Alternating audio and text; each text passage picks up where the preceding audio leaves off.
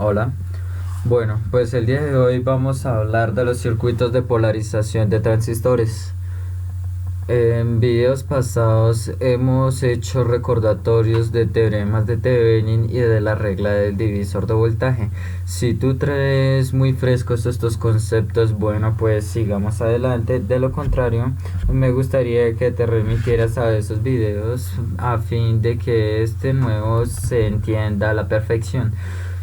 Nuestro objetivo es dejar atrás las variaciones de la ganancia de corriente directa, porque veíamos en los videos anteriores cómo esta ganancia nos afecta en la amplificación de pequeñas señales. Y para ello le voy a dejar 6 pasos muy prácticos para poder analizar y diseñar estos circuitos de polarización con transistores.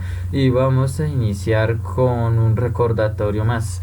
Recordemos que es una fuente de voltaje ideal. Una fuente de voltaje ideal es como lo que hemos venido manejando, es el símbolo de la batería que tenemos aquí de 10 volts y una resistencia de carga de RL de 1 kilo ohm. Una observación aquí: las resistencias de carga simbolizan o ejemplifican un circuito. Esta resistencia de carga puede ser un circuito, puede ser un amplificador, puede ser toda una consola de grabación, puede ser tu mismo teléfono celular, el cual necesita una fuente de 10 volts, por ejemplo, para poder funcionar. Entonces las resistencias de carga representan una carga para esta fuente de voltaje. En este caso, pues esa carga requiere de 10 volts para poder funcionar. Y sabemos también que esa carga va a requerir una corriente que le va a poder suministrar a esa fuente para poder así poder operar. En este caso, que hablamos de las fuentes ideales, nosotros podríamos determinar el voltaje entre A y B, y simple y sencillamente es igual a 10 volts, porque si hacemos la ley de Ohm llegamos a esa conclusión. Eso es una fuente de voltaje ideal, pero en realidad las fuentes ideales no existen. Las fuentes de voltajes ideales se utilizan para el entendimiento de muchas cosas, pero en la práctica no son así. En la práctica, una fuente de voltaje tiene internamente una resistencia. Esa resistencia comúnmente se le denomina RS. Generalmente las baterías o las fuentes de voltaje reguladas o las fuentes de laboratorio pues tienen esa resistencia interna conectada en serie, pues muy pequeñita, a fin de que el voltaje entre A y B sea constante, sea lo más estable posible. Y entonces, si nuestro circuito o nuestra carga para esta fuente representa 1 kilo ohm, nosotros necesitamos encontrar la forma en cómo ese voltaje no decaiga. En este caso, utilizando la regla del divisor de voltaje que veíamos en videos anteriores, podríamos determinar el voltaje entre A y B. Entonces, en este caso sería la carga que representa ese circuito para esta fuente entre las sumas de las resistencias en serie multiplicadas por la fuente. En este caso nos da un valor aproximado de 10 volts, nos da 9.990 y tantos. Esto sería una fuente de voltaje adecuada para esta carga en específico. ¿Por qué? Porque el voltaje se mantiene razonablemente constante, pero ahora imaginemos una fuente de voltaje con una resistencia interna de 500 ohms. Es decir, esa resistencia interna de la fuente sigue siendo menor que la carga, es la mitad, pero veamos qué sucede si sustituimos los valores. Nos queda que el voltaje entre A y B decayó a 6.6 volts, pues dicha fuente pues no va a ser tan útil porque ya decayó su voltaje a 6.6. Por lo tanto, se recomienda que esa resistencia de carga o esa carga sea cuando menos 100 veces mayor a la resistencia interna de la fuente. Si eso se cumple, yo garantizo que va a operar con un voltaje adecuado. Ahora, la corriente que se le suministra a la carga Ese es otro asunto que debemos también considerar porque recordemos que la carga le va a demandar corriente a esta fuente y esta fuente debe ser capaz de proporcionársela. Si esto no fuera así, la fuente dejaría de ser útil. Ahora entremos en materia. Veamos la polarización mediante divisor de voltaje. Este circuito que vemos aquí es un circuito como lo que ya conocemos de emisor común. Ahora nuestro objetivo principal es eliminar al máximo la variación de la ganancia de corriente directa y polarizamos el transistor con una sola fuente de voltaje. Uno de los métodos de polarización más práctico es utilizar a la fuente de voltaje colector que polariza el colector como una fuente de polarización única. Observen ustedes que para simplificar el esquema, el símbolo de la batería lo hemos omitido y en su lugar se reemplaza con este símbolo. El símbolo positivo significa que el polo positivo de la fuente VCC está ahí presente. Si tuviésemos un signo negativo precedido por las siglas VCC, significaría que el polo negativo de esa fuente está ahí conectado. Entonces, en este caso, entendamos que el colector pues está polarizado. Esa es la primera observación. La segunda observación, noten ustedes que hemos inaugurado una resistencia de emisor y concluiremos este hecho en breve. Esto es muy importante. Y la tercera observación es que un voltaje de polarización de corriente directa lo hemos desarrollado y observa que la fuente BBB se ha omitido y en su lugar hemos inaugurado un divisor de tensión resistivo compuesto por la resistencia R1 y R2. La fuente de voltaje de colector es el voltaje de alimentación de corriente directa en el colector, o sea que el colector necesita, por lo tanto ahí existe una corriente colector. Y por las condiciones en las que el transistor está construido, nosotros sabemos que circula una corriente por el emisor, que dicho sea de paso es igual a la corriente colector. ¿Por qué? Porque eso obedece a que la corriente de emisor, por ley de corrientes de Kirchhoff, es la suma de la corriente de base más la corriente colector, pero la corriente de base sabemos que es muy pequeña, es despreciable comparada con la corriente colector. Por lo tanto, por esa razón podemos asumir que la corriente del emisor es igual a la corriente del colector. Observen ustedes que en el punto A existen dos trayectorias para la corriente. Una es la corriente de base y la otra que es la corriente que circula por R2. Y finalmente, de nuevo por la ley de Kirchhoff, nosotros sabemos que la suma de corrientes que entran a unión o nodo debe ser la misma que salen de él. Por lo tanto, la corriente que circula por R1 es la suma de la corriente de base y esa corriente I2. Y una observación más o menos importante. Debido a que la corriente de base debe ser pequeñita, este divisor de voltaje debe ser capaz y estar diseñado de tal forma que la corriente de base sea mucho menor que la corriente que circula por R2. Esas son las condiciones para que el transistor opere. ¿Cómo logramos eso? Pues simplemente y sencillamente haciendo más pequeña R2, porque recuerden que si la resistencia es la oposición al flujo de la corriente y si esa resistencia la hacemos más pequeña, pues está ofreciendo menos oposición. Bueno, no perdamos de vista que este divisor de voltaje es realmente la polarización de la base del transistor enmascarada. Vean ustedes en la zona sombreada.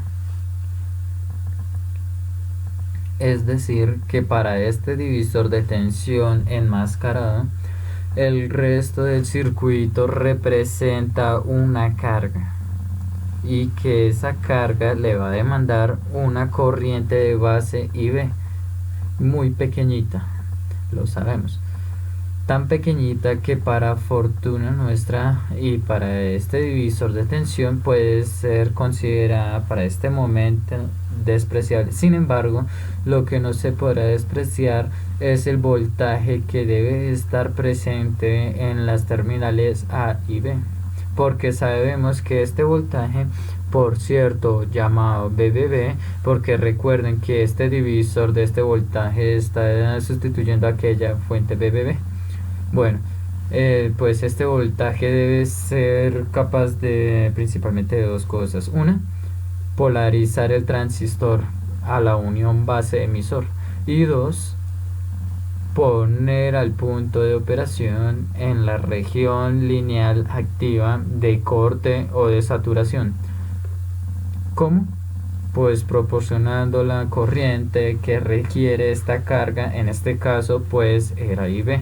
Muy bien, dado que la corriente de base tiene un efecto despreciable sobre el divisor de tensión, podemos imaginar abierta la conexión entre el conector de divisor de tensión y la base, es decir, sin la carga, pues por el momento. Por lo tanto, este voltaje en la base se puede obtener por medio de la regla de división de tensión. Si te dificulta entender este circuito y el divisor de caída de tensión, pues recuerda que siempre en ocasiones conviene redibujar el circuito para poder entenderlo mejor. Si nosotros dibujamos este circuito de esta manera, podría ser un poco más claro o todavía más claro así. Y ahí no cabe más duda que BBB lo podemos obtener por las reglas de división de tensiones. Y con esto tenemos nuestro primer paso que les prometí. Esta es la primera fórmula, el primer paso que debemos aprender para determinar el voltaje BBB, que se sustituye a la fuente y a la resistencia reguladora de corriente que teníamos anteriormente. Muy bien, mi circuito completo es este. Nosotros sabemos que por aquí debe circular una corriente IB, y lo que hemos dicho en otras palabras que este divisor de tensión lo podemos modelar por lo pronto de esta manera. Muy bien, si nosotros analizamos esta malla por ley de voltaje de Kirchhoff, vemos que la corriente que circula por IB va a polarizar la unión base emisor y la caída de tensión que existe entre la resistencia de emisor recién inaugurada. Entonces la elevación de tensión BBB menos la caída que hay entre base emisor menos la otra caída que la denominamos como voltaje del emisor debe ser igual a cero. Por lo tanto, por ello se puede conocer la caída de tensión en la resistencia emisor inaugurada. Si despejamos, nosotros tenemos nuestro segundo paso, la elevación de fuente de voltaje menos la caída de base emisor. Y con ello, a través de la ley de Ohm, se puede obtener que la corriente emisor pues es el voltaje del emisor entre la resistencia del emisor. Y aquí me voy a detener un momento. Recuerden ustedes que cuando estábamos estudiando la recta de carga, definimos lo que era la polarización de la base y decíamos que la polarización de la base se definía como el establecer el valor fijo de la corriente de base. Y observen ahora ustedes lo que estamos haciendo con la corriente del emisor. Vean que hasta ahora no hemos involucrado para nada la beta a la ganancia de corriente directa. No está presente en estas ecuaciones. ¿Qué estamos haciendo? Bueno, pues polarizando al emisor, es decir, estamos fijando un valor constante de corriente en el emisor sin tener variaciones en la ganancia. Aquí está una conclusión muy importante y a eso obedece a que hayamos inaugurado en esta polarización una resistencia de emisor. Aquí tiene la justificación. Estamos polarizando el emisor, es decir, estableciendo un valor fijo de la corriente ahí sin que nos perjudique la variación de la ganancia de corriente directa.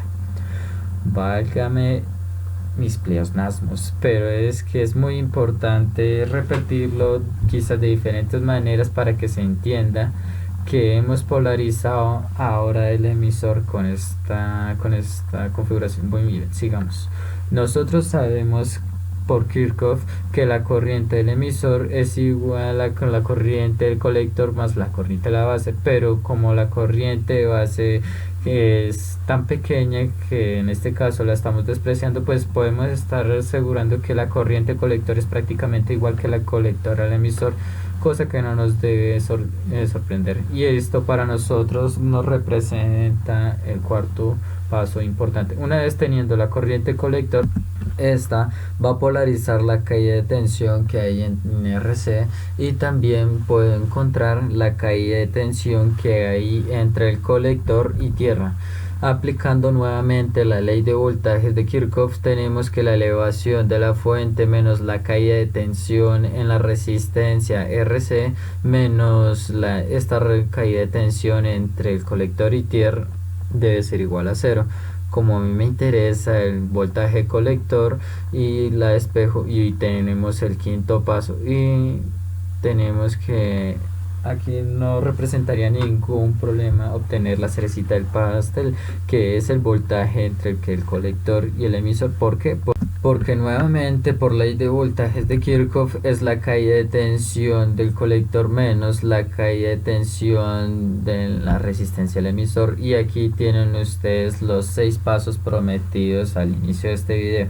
Si nosotros recordamos estos 6 pasos, que vean que son muy sencillos porque no hemos aplicado más que la ley de Ohm y la ley de Kirchhoff, entonces no debieron de representar ningún problema ni para encontrar la corriente colector ni el voltaje colector emisor, que definitivamente es el que nos interesa ahora.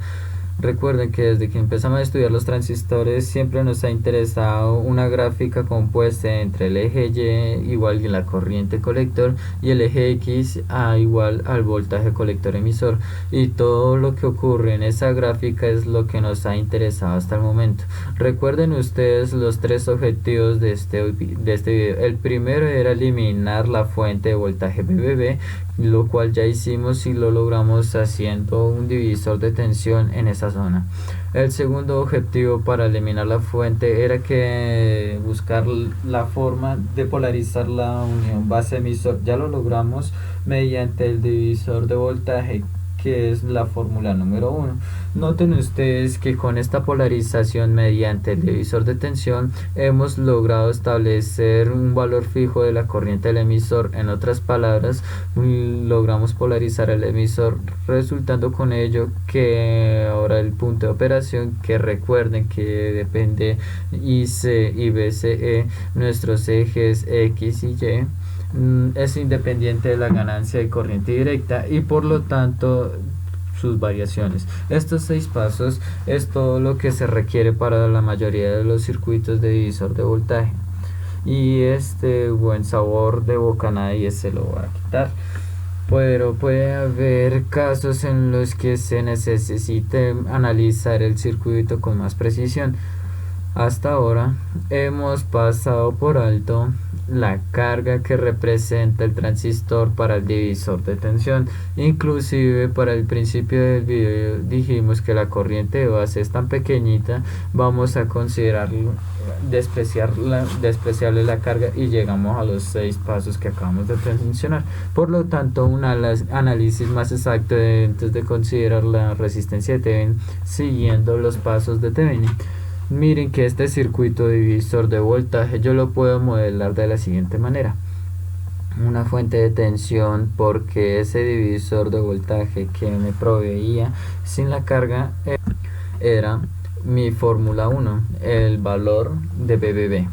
Pero siendo un poquito más curiosos, este divisor de voltaje yo tendría que modelarlo una fuente de voltaje que provee una tensión en la base y su respectiva resistencia interna. ¿Para qué? Para que con ello asegurar que con ese divisor de voltaje modelado de esa manera yo puedo conectar una carga, en este caso que representa el resto de mi circuito, y que necesita alimentarse de ese voltaje que no decaiga, y dos, y que ese circuito va a demandar una corriente que sabemos que es pequeña IV, pero que esta fuente debe ser capaz de suministrar. Muy bien, entonces este modelo representa el divisor de voltaje, y con lo que me dice Thevenin es quita la carga y observa desde ahí el circuito para poder calcular la resistencia equivalente a Thevenin. El siguiente paso que nos dice Thevenin es hacer todas las fuentes cero. En este caso solamente teníamos una sola fuente de voltaje, y al hacerla cero pues sabemos que debemos ponerla en corto. ¿Por qué? Porque el voltaje en corto es igual a cero. Y vemos que el circuito visto desde donde estaba la carga, la resistencia equivalente que teníamos es el paralelo de R1 con R2, y ya encontramos la resistencia de Thevenin. El tercer paso que nos dice Thevenin es colocar nuevamente las fuentes de voltaje corriente, en este caso no tenemos de corriente, y determinar el voltaje justo donde quitamos la carga. Y noten ustedes que por divisor de voltaje tenemos que el voltaje Thevenin es justo al paso 1 de nuestro procedimiento. Si aplicamos ahí la regla del divisor de voltaje, tenemos nuestro voltaje VBB. Así que este divisor de tensión es nada más y nada menos que el circuito de Thevenin que teníamos anteriormente, pero ahora con conocimiento de causa. Esa resistencia interna representa el paralelo de R1 y R2, y la fuente tendrá un voltaje igual a VBB. Ahora sí, con toda confianza y libertad a esta fuente con su resistencia interna ya le puedo conectar una carga, asegurándome que ese voltaje no se caiga. Y para que esto suceda, recordemos las reglas de voltaje, que nos dice que para este caso la resistencia de Thevenin debe ser cuando menos 100 veces menor que a lo que representa esa carga del circuito. Ahora nuestra pregunta es: ¿cuánto representará esa carga del transistor para este divisor de tensión? Bueno, esto va a depender de cada transistor, y la respuesta es muy simple, porque nosotros conocemos que la corriente de colector es igual a beta veces la corriente de base, y también sabemos que la corriente del emisor es prácticamente igual a la corriente de colector. Es igual que la corriente del emisor, la podríamos expresar como beta veces la corriente de base.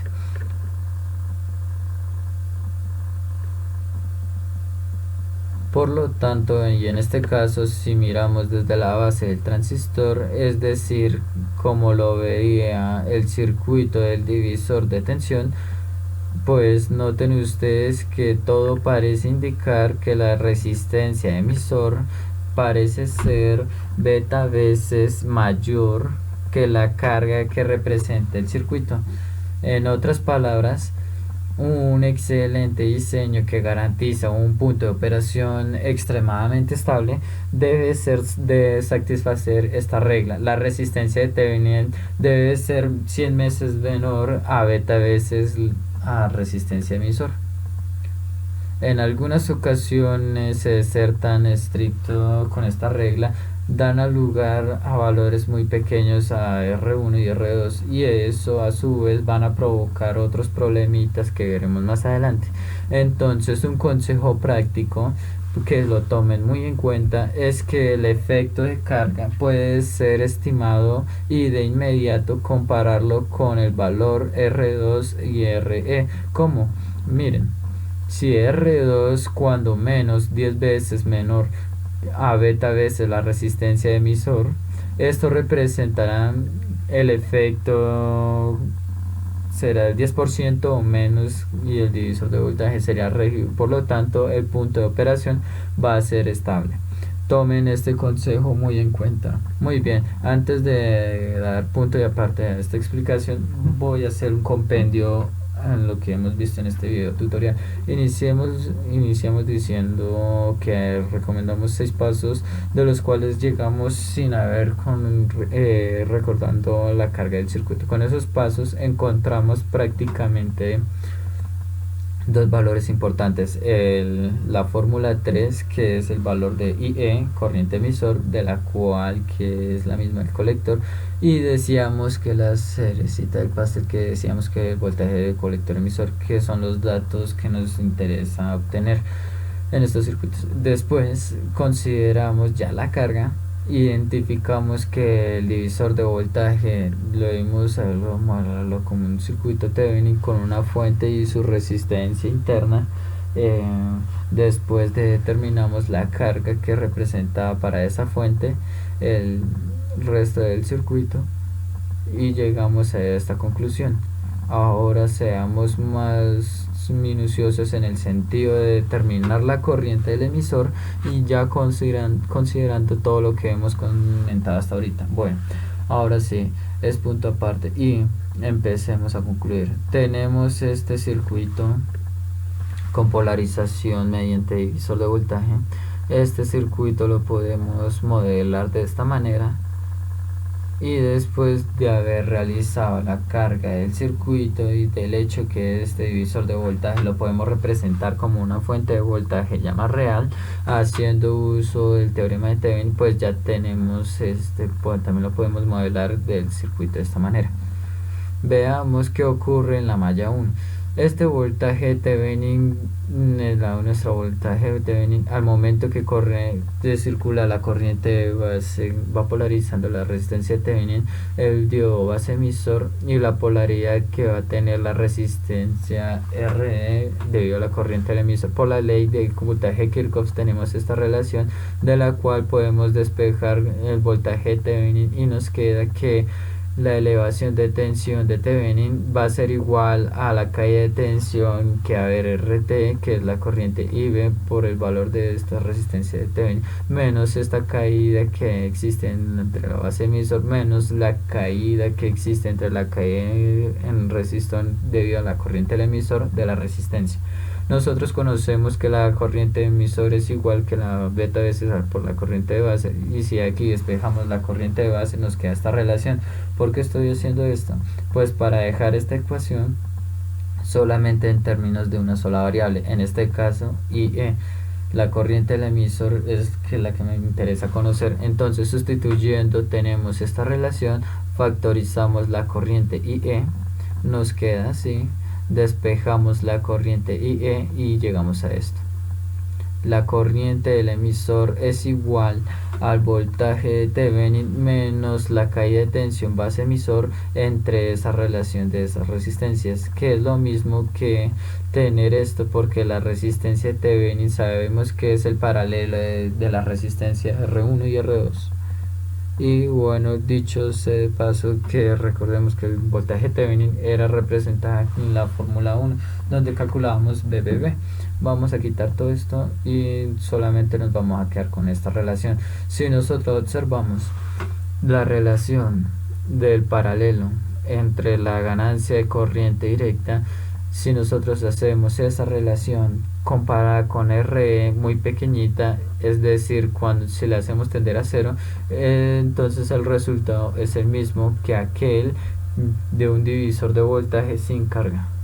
Cuando llegamos nuestros 6 pasos que decíamos recomendables, recuerden al paso 3 donde determinamos la corriente IE y observen qué sucede si esa relación la hacemos tender a cero. Si esa relación la hacemos tender a cero, tenemos la fórmula 3 sin tanta necesidad de análisis. Muy bien, concluyendo. Una polarización con divisor de tensión elimina el uso de una fuente adicional BBB. Una polarización con divisor de tensión logra una estabilidad en el punto de operación sin depender la ganancia de la corriente directa. El análisis de este tipo de circuitos se reduce a 6 pasos lógicos sencillos de recordar, ya que se basan en la ley de Ohm y en las leyes de Kirchhoff. Y recuerden que cuando se traten de diseñar de circuitos de este tipo, procurar que esta relación, la resistencia de Thevenin entre la ganancia, hacerla tender a cero. ¿Cómo? Nuevamente recuerden este consejo práctico, haciendo que la resistencia 2 del divisor de tensión sea menor cuando menos a 10 veces la resistencia de emisor por la ganancia del transistor. Ahora el punto de operación ha dejado atrás las variaciones de la ganancia de la corriente directa, y entonces observen el siguiente circuito en donde observen que la resistencia emisor la hemos sustituido por un potenciómetro de 1 kilo ohm.